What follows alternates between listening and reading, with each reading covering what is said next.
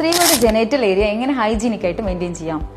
Genital area രണ്ട് ഭാഗമായിട്ടാണുള്ളത്. ഒന്ന് vagina ഉൾഭാഗം, അതേപോലെ വൾവ പുറം ഭാഗം. വജൈനൽ ഏരിയയിൽ എപ്പോഴും pH അസിഡിക് ആയതുകൊണ്ടും അതുപോലെ വജൈനൽ സിക്രേഷൻ ഉള്ളതുകൊണ്ടൊക്കെ അവിടെ ക്ലീൻ ആയിട്ടാണ് ഉണ്ടാവുക. എന്നാൽ വൾവ പുറം ഭാഗമാണ്, അത് നമ്മൾ എപ്പോഴും ഹൈജീനിക് ആയിട്ട് മെയിൻറ്റെയിൻ ചെയ്യണം.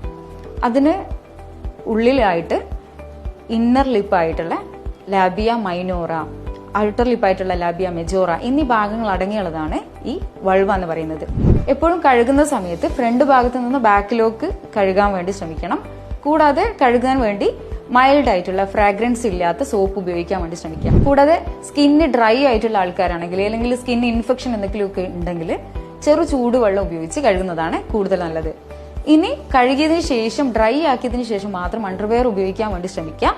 അതേപോലെ അണ്ടർവെയർ ഉപയോഗിക്കുന്ന സമയത്ത് നനഞ്ഞ അണ്ടർവെയർ ഉപയോഗിക്കാതിരിക്കുക. ഇത് ബാക്ടീരിയൽ ഗ്രോത്തിനും അതേപോലെ ദുർഗന്ധം ഉണ്ടാക്കാനൊക്കെ കാരണമാകും.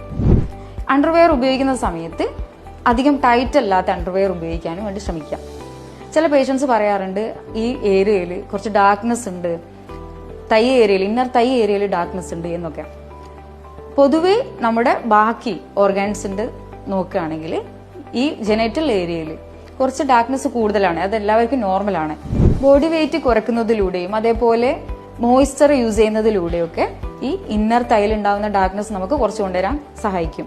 എന്നാൽ വൾവ വജൈന ഏരിയയിൽ ജെനൈറ്റൽ ഏരിയയിൽ മോയ്സ്ചർ ഉപയോഗിക്കാനും പാടില്ല. കൂടാതെ സ്ക്രബ് പോലുള്ളതും ഉപയോഗിക്കാൻ പാടില്ല.